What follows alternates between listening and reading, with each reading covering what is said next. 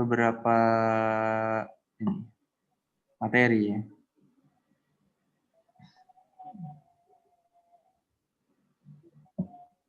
Nah ini ya, jadi ini saya berikan.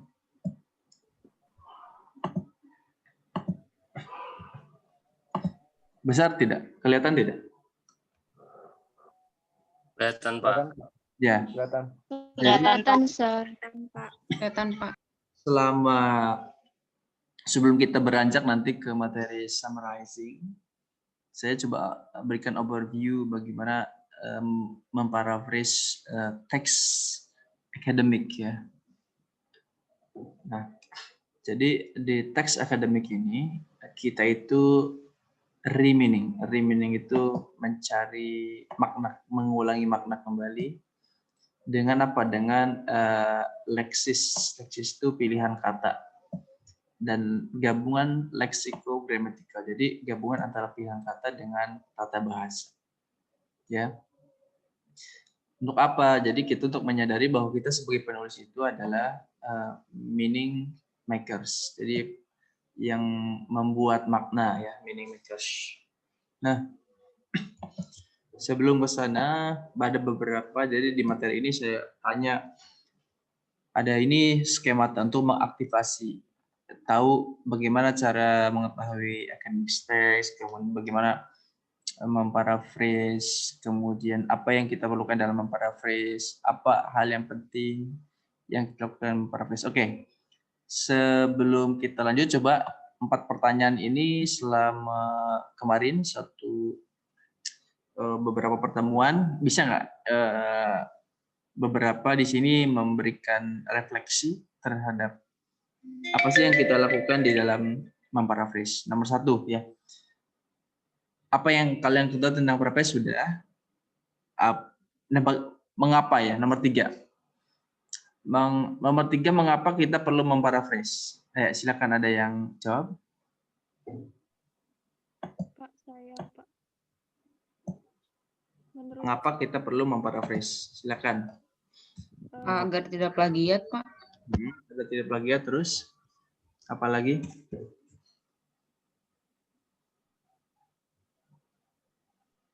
Selain itu?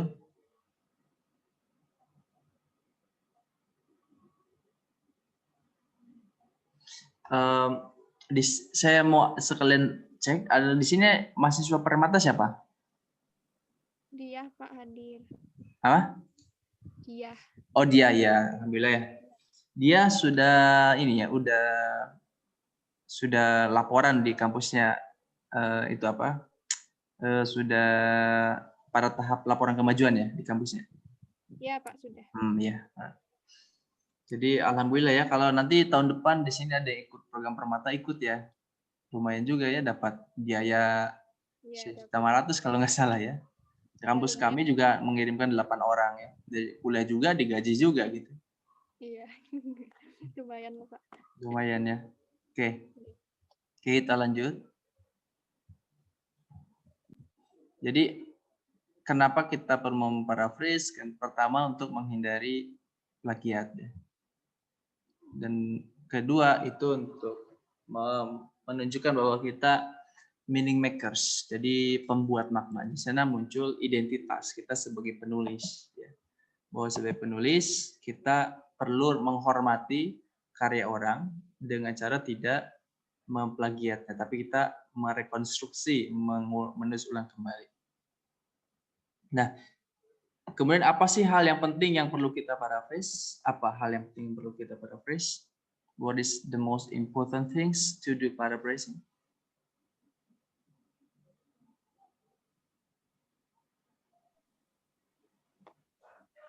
Tahu kalimat utamanya gitu, Pak, atau poinnya gitu.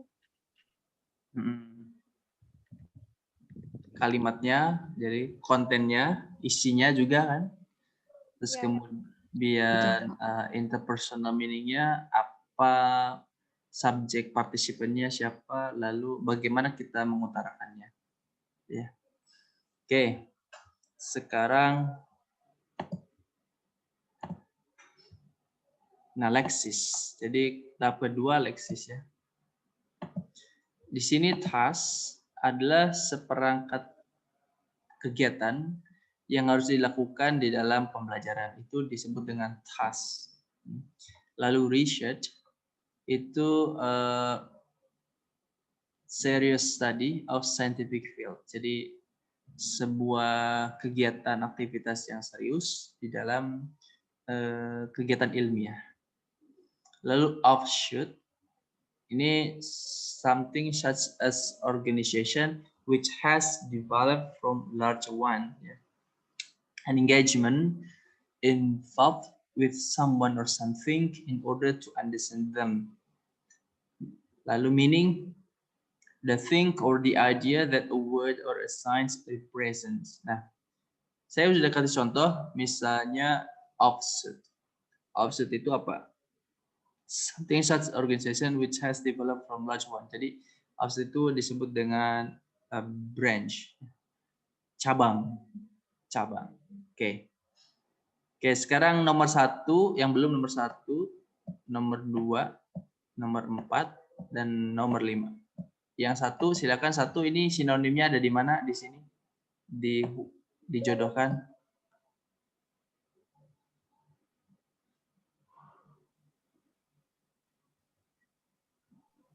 Task itu activity bukan, Pak? Ya, betul. Task itu activity, betul. Kemudian research, apa research? Tadi Pak. Tadi.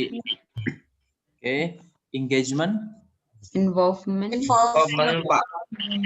Oke, pintar ya. Meaning, Importance. meaning important ya. Jadi ini leksis ini adalah kosakata yang kita pahami betul ya sebelum kita memparaphrase, karena ini adalah inti-intinya di dalam sebuah kalimat. Nah, sekarang saya ingin menguji dengan leksis seperti ini ya. Ada sebuah kalimat di mana di sini, nah seperti ini. Ini kalimatnya.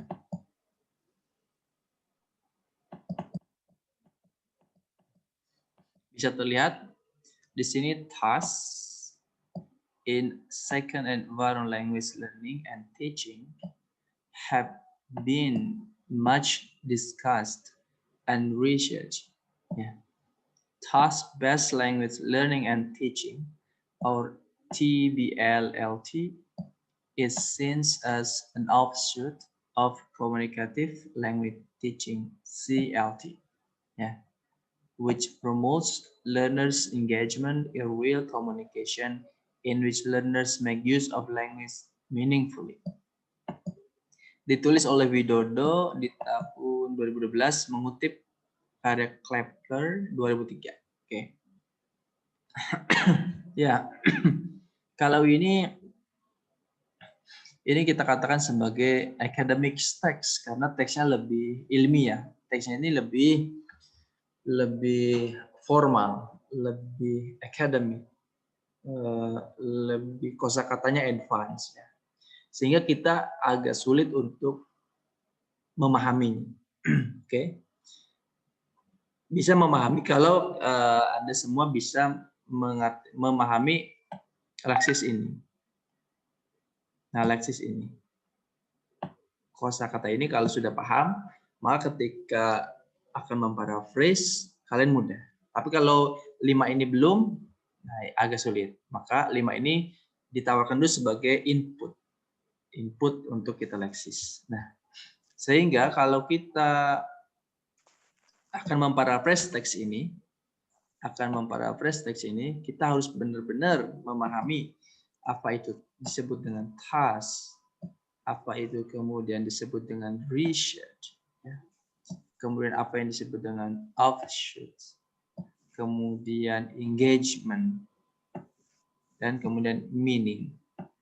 Oke ya, tadi kan sudah tahu kan definisi-definisi dari setiap istilah-istilah yang ada di dalam kalimat ini. Oke.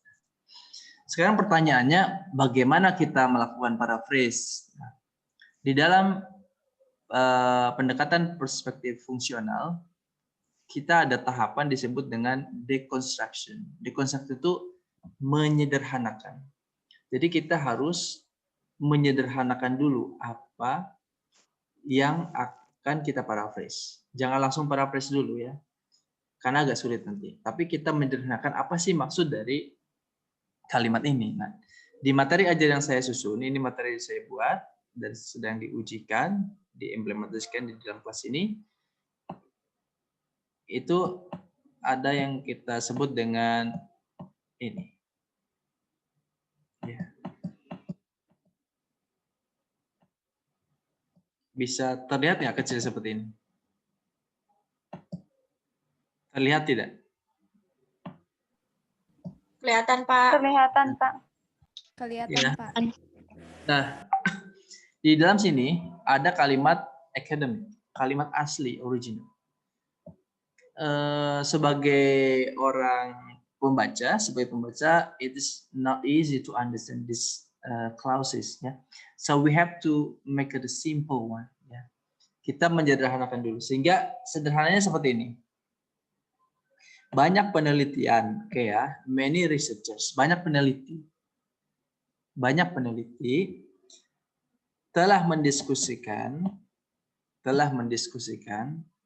ya pentingnya task di dalam mengajar bahasa. Ya, itu kan bahasa sehari-hari lebih mudah gitu ya. Kemudian istilah task-based language teaching atau konsep task-based language teaching merupakan ya, pengembangan dari teori komunikatif language teaching. Jadi itu disebut dengan dari tadi offshoot, itu kita terjemahkan menjadi development branch ya. Jadi cabang. Nah, konsep ini dapat membuat guru pendidik untuk meningkatkan learner of language, to use language ya. Pembelajar bahasa untuk berbahasa di dalam real konteks yang nyata dan komunikasi yang bermakna. Jadi konteks nyata itu konteks sehari-hari. Ya, bayangkan, ini adalah teks asli, tapi ini kita sederhanakan. Lebih mudah yang mana? Kira-kira kita membaca yang satu atau yang kedua? Kedua. Kedua ya. Jadi Yang kedua. Jadi sebenarnya teks akademik itu mudah, ya. Tapi kenapa kalau kita membaca jurnal kita merasa sulit? Karena kita membaca teks yang sudah diilmiahkan. Tapi kalau kita deconstruction, kita bedah, kita pecah menjadi kalimat yang sederhana, maka itu sebenarnya mudah dipahami. Nah, ini tahapan sebelum kita memparaphrase. Lalu sekarang pertanyaan, Pak, bagaimana memparaphrase-nya? Memparaphrase-nya, kita harus bisa mengetahui bahwa ini adalah, maaf ini salah ya, task-based language teaching itu merupakan construct. Ini construct.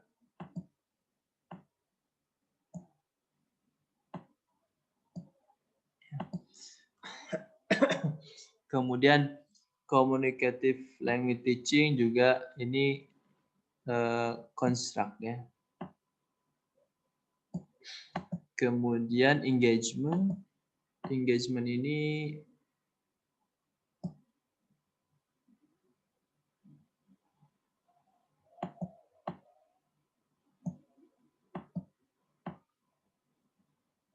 ke sini ya, salah panah nih. Lalu meaningfully di sini ring. Ya, jadi ya. Nah, kita harus mengetahui letak-letak ini yang perlu kita ini. Sehingga kita bisa memparaphrase dengan hasil seperti ini. Nah, jadi task-based language learning and teaching (TBLT) dapat didefinisikan sebagai pengembangan teori CLT, di mana engagement and meaning are core of core. Nah, berarti ini ditulis dengan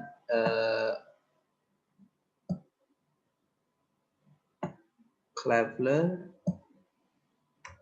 2013.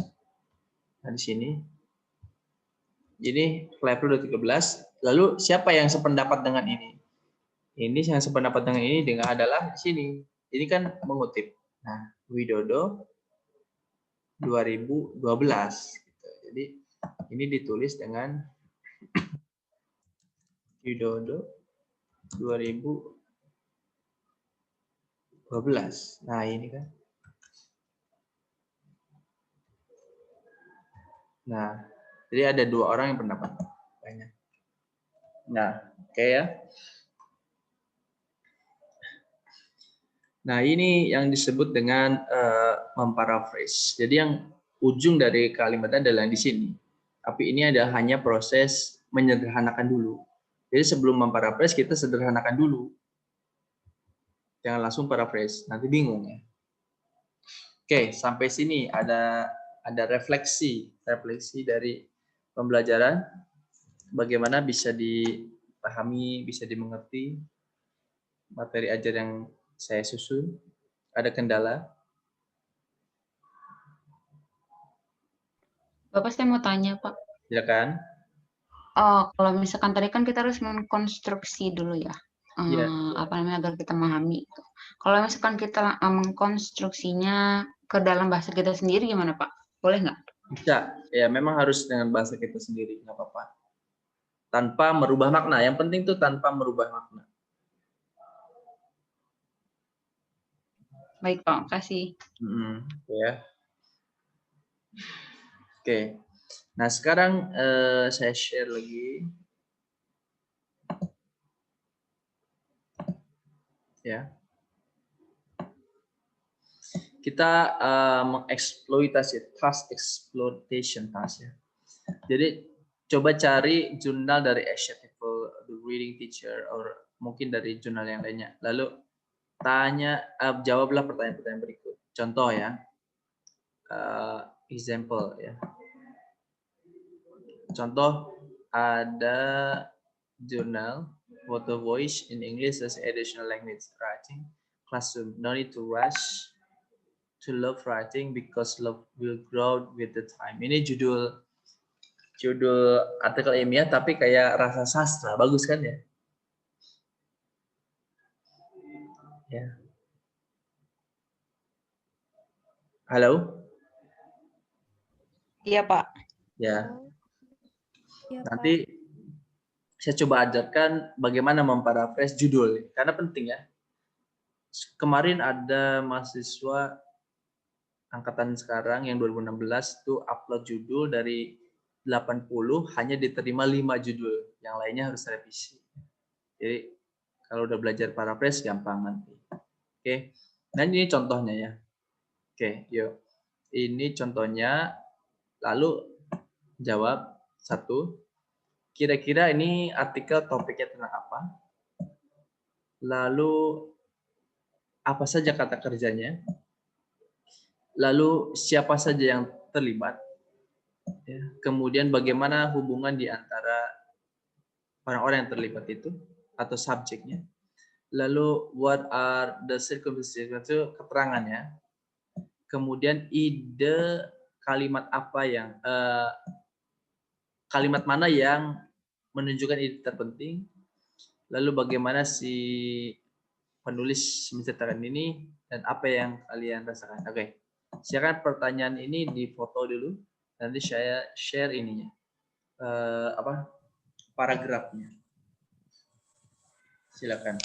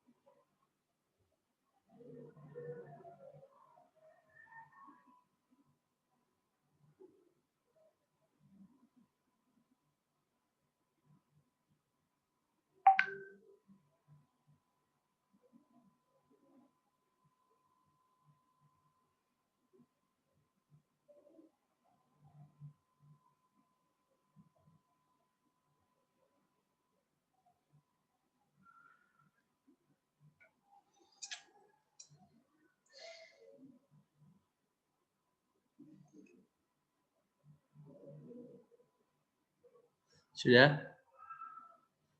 Nah, saya akan share.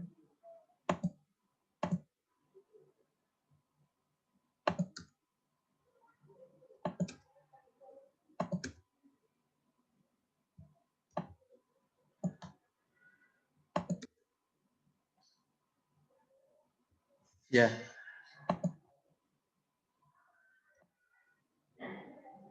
Sudah bisa terlihat? Belum, Pak. Oh, belum saya share ya. Kita.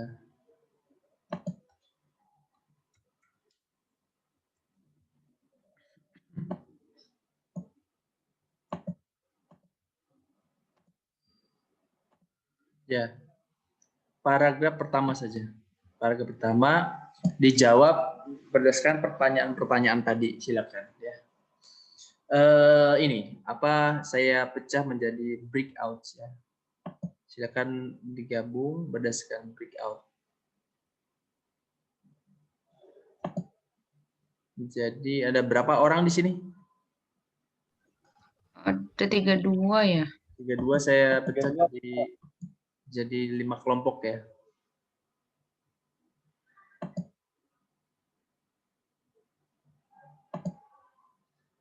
Lima 15 menit ya. Saya untuk berdiskusi. Nah, silakan untuk join.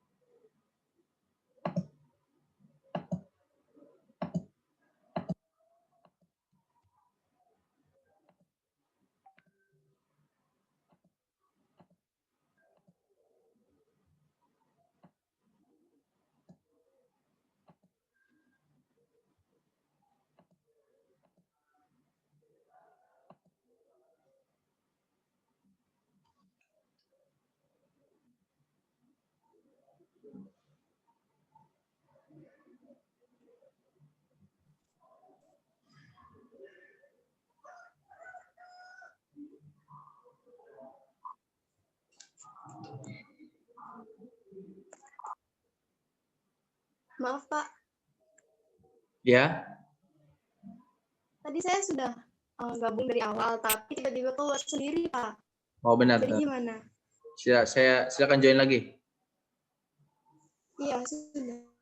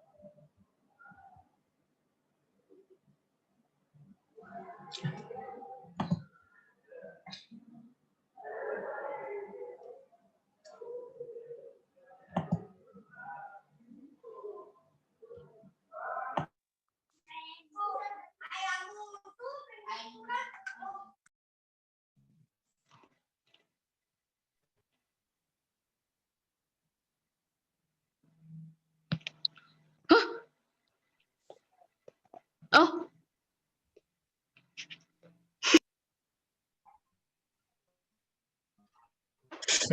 Gameplay.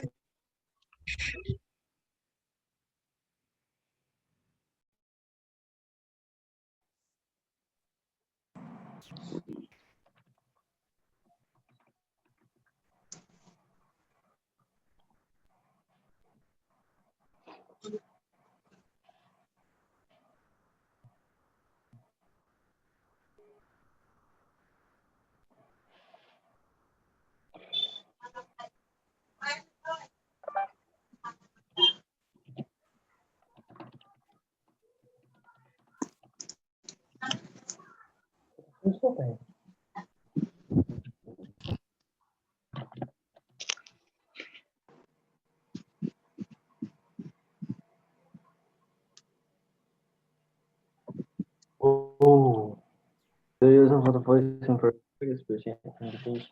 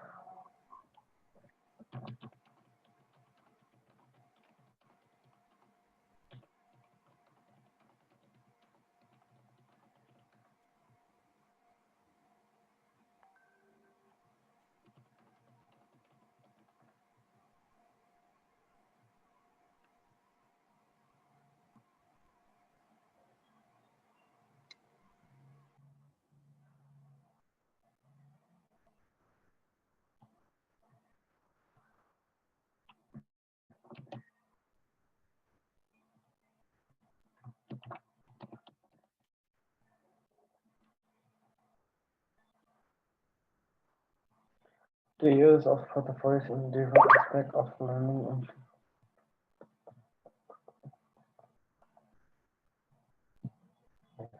misalnya.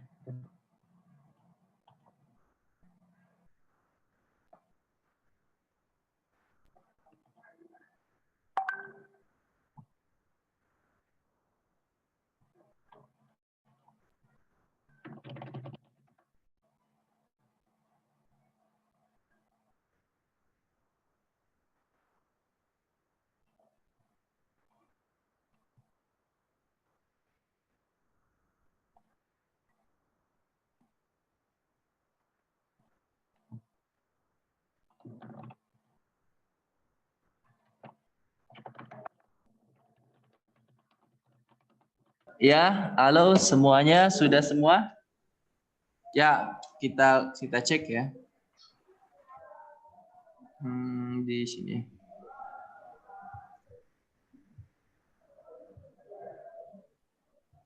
Ya. Jadi mau disampaikan satu-satu atau langsung dibahas bareng? Bahas bareng aja, Pas Pak. bareng aja, Pak. Bahas bareng aja, Pak. Foto voice. Bareng aja, Pak. Foto voice itu apa? Foto voice merupakan penggunaan foto digital. Yang suka foto-foto, ya, yang suka foto-foto telah banyak diadopsi untuk mendokumentasikan baik partisipan dan pelajar pengalaman hidupnya di dalam penelitian. Foto voice telah banyak digunakan di penelitian kualitatif. Contoh, tolong dimatikan jadinya ya.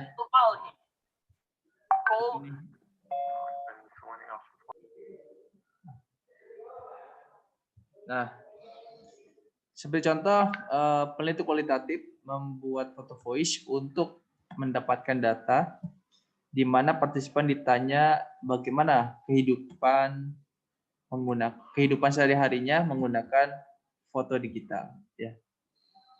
Nah, di dalam pendidikan atau pembelajaran, foto voice juga digunakan untuk memotret, ya, untuk memotret pengalaman siswa baik di dalam kelas maupun di luar kelas. Sehingga penggunaan foto voice dianggap sebagai bagian dari pendidikan kritis, ya, yang mendorong siswa untuk menyuarakan pengalaman atau menceritakan pengalaman belajarnya seperti beliefs, value, emotion, dan perception. Dengan demikian, metodologi foto digital dapat menguatkan baik guru maupun siswa dalam menceritakan pengalaman hidup berkaitan dengan agensi dan identitas. Oke, pertanyaan pertama tadi itu topiknya tentang apa nih topiknya?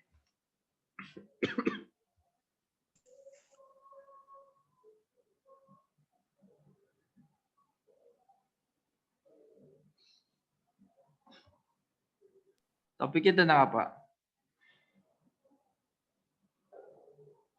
Halo? Foto voice, Pak. Foto voice, bagus. Lalu verbnya apa? Verbnya ini satu, has been adopted, ya. Jadi nanti kalau kita paraphrase adaptation, ya. Kemudian make, kemudian kata kerjanya mana lagi?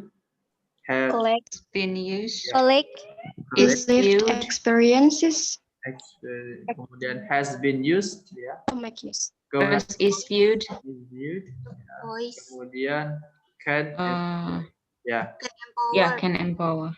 Jadi kalau kata kerja kita rubah menjadi kata benda. Nanti has been adopted menjadi adaptation. Word ask jadi question atau asking atau apa ya? Ya question bisa. Kemudian has been used bisa menjadi the usage atau the use of. Can empower bisa menjadi empowerment gitu. Oke. Nah, oke, sekarang kalimat mana yang menunjukkan itu ide yang penting dari ini? Kalimat mana?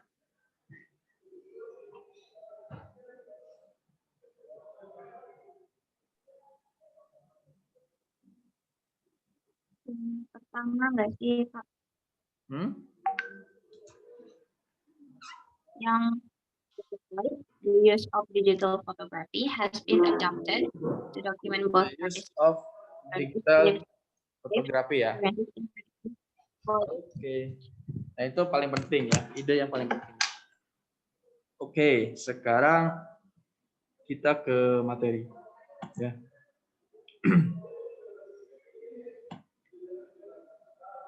Ini ada latihan kita memparaphrase. Nah, jadi ini latihannya bisa dikerjakan nanti ya.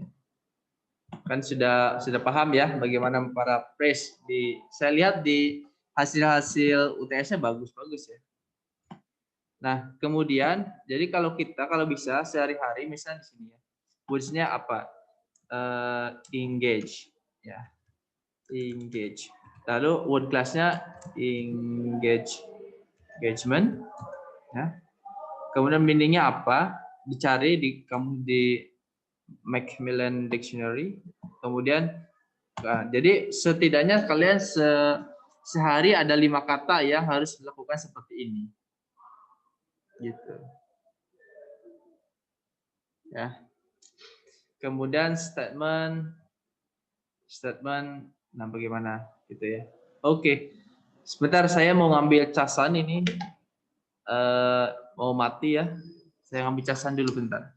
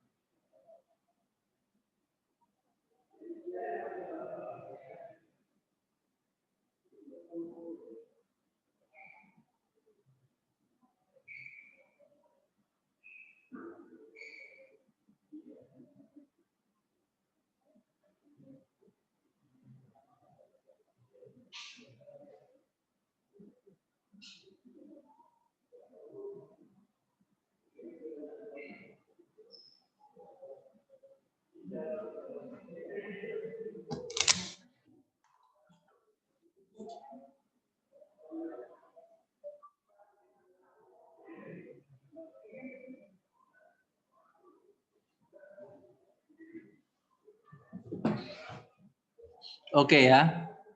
Ini paraphrase-nya mau dicoba sekarang? Dicoba sekarang atau nanti? Pak, maaf. Tolong itu Pak, ACC Amanda. Oh, Soalnya keluar sendiri katanya. itu enggak saya kunci, jadi langsung masuk sendiri. Oh iya Pak. Enggak saya kunci, langsung masuk sendiri. Enggak ada di sini Amandanya juga. Enggak muncul di waiting room. Oke. Mau dicoba? Mau dicoba paraphrase atau enggak? Kalau dijadikan tugas bisa nggak, Pak? Atau saya kasih jawabannya aja langsung ya? Baik, Pak. Ya, Boleh, Pak. kasih jawabannya langsung nih ya. Jadi Iya, Pak. kalimat sederhananya bagaimana? Kalimat sederhananya berarti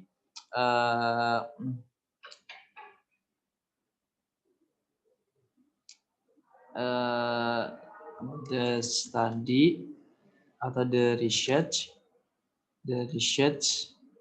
of CSL, GSL, atau CFL has been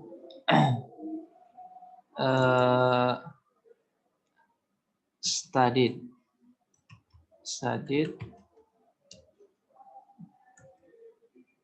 more than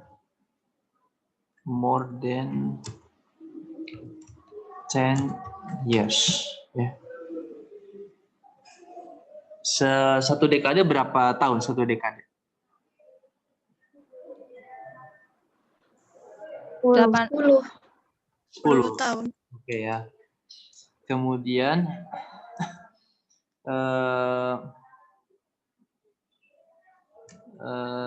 the research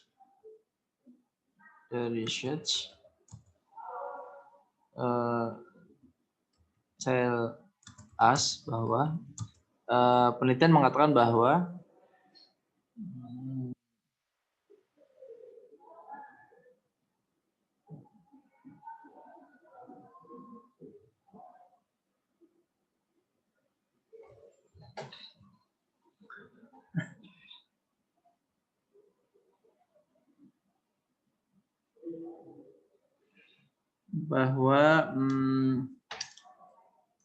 CSL atau CFL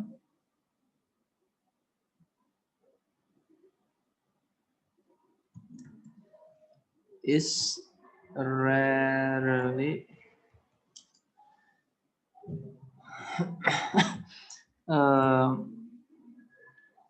talk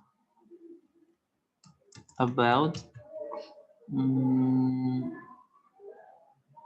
the goal of communication in both theory and pedagogy. Nah gini.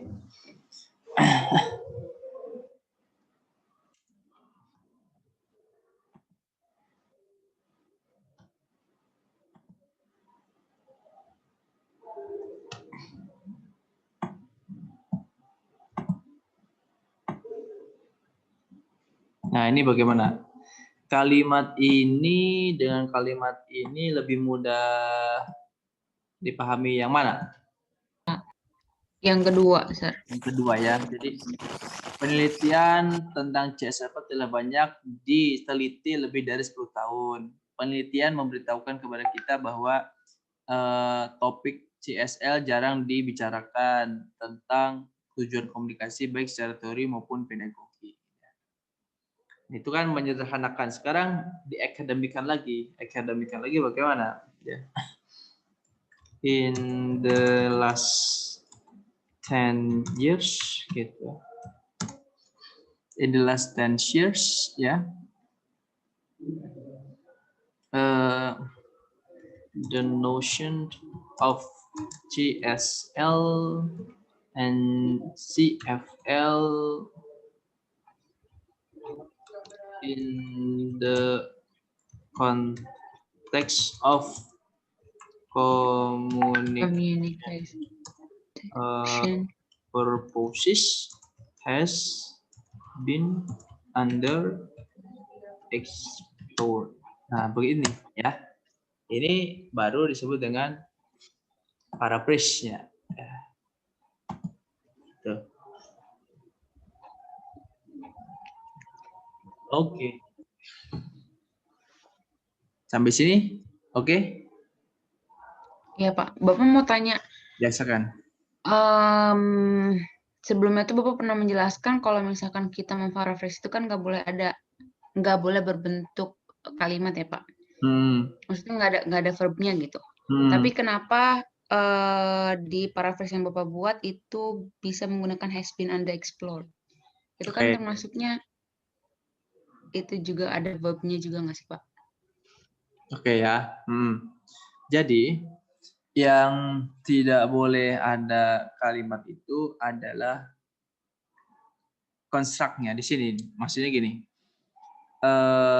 Seperti kalimat dibuat menjadi frase. Misal eh ini mana? Ini kan kalimat nih, has been paid ya. Has been paid. Nah, kalau kita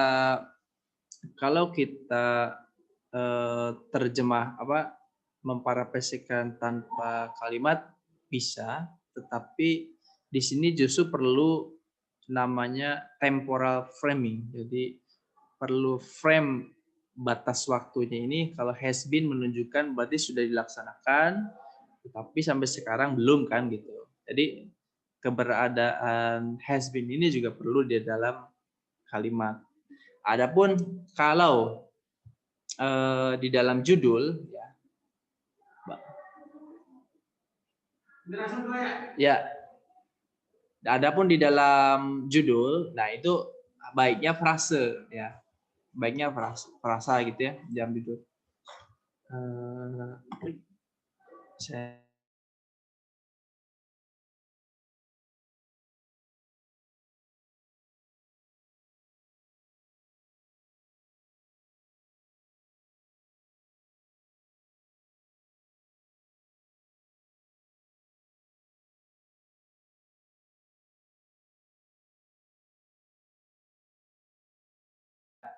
Gitu, jadi judul skripsi, judul tesis, disertasi sebaiknya berbentuk frase.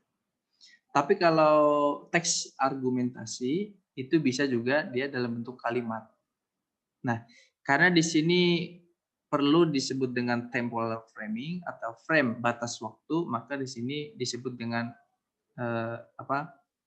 dibentuk dengan kalimat seperti itu. Bagaimana? Jelas tidak? Jelas, Pak. Berarti masih dibolehkan ya, Pak, kalau misalkan menggunakan bab tapi menjelaskan tentang waktu. Iya, boleh. Ya, boleh. Namun kalau judul skripsi ya tidak ada kalimat kalau judul skripsi. Baik, Pak. Tidak ada kalimat ya. Terima kasih. Ya, sama-sama. Oke. Kemudian, nah ini korpus kan. Nah, oke. Coba refleksikan, saya telah belajar dari setiap task institute ini. Belajar apa saja? Kedua, apa yang perlu saya improve dari materi di task ini? Kemudian ketiga, apa yang belum saya pahami? Dituliskan ya di sini, oke? Jadi saya akan buat Google Form, nanti saya share di grup ya. Saya share di grup, nanti kalian tolong isi sekarang ya. Isi sekarang. Iya, Pak.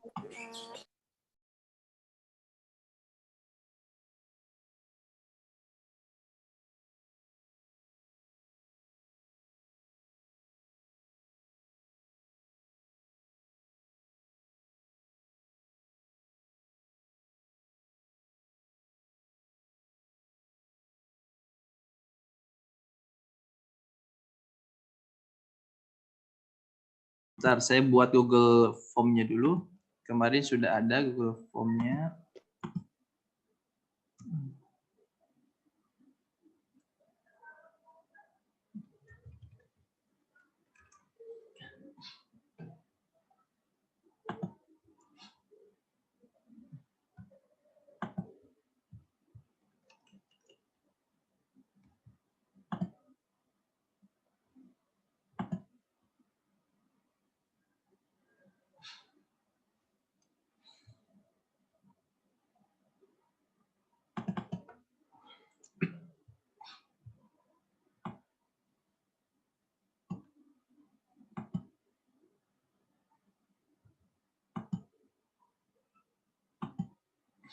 Jadi saya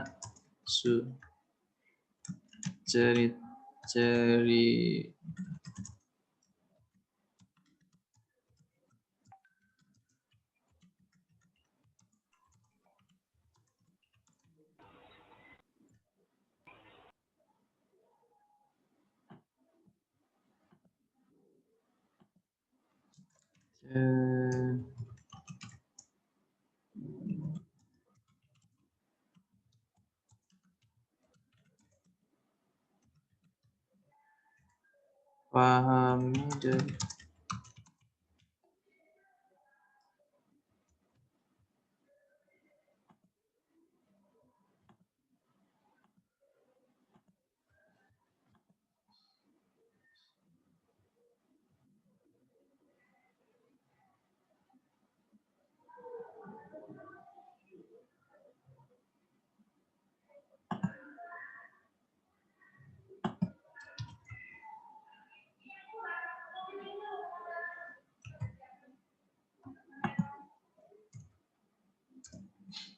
sudah saya share di grup WA, silakan diisi ya. Untuk Zoom-nya kita akhiri sampai di sini, itu tolong diisi dulu. Kalau tidak ada pertanyaan, kalau masih ada pertanyaan kita buka, kalau tidak ada kita tutup Zoom-nya. Wajah saya ini gelap ya. Ada tidak? Ada, Pak. Ada, Pak. Ada apanya maksudnya? Google Form. Oh iya, enggak ada pertanyaan tidak? Enggak ada. Oh. Ya. Silakan kita buat absensi di kita screenshot videonya, mohon dinyalakan. Slide pertama, 1, 2, 3. Saya kirim dulu. Slide kedua. 1, 2, 3. Ya, terima kasih. Assalamualaikum warahmatullahi wabarakatuh. Waalaikumsalam warahmatullahi wabarakatuh. Wabarakatuh. Yes, sir. Terima kasih, Pak. Sama-sama. Terima kasih, Pak.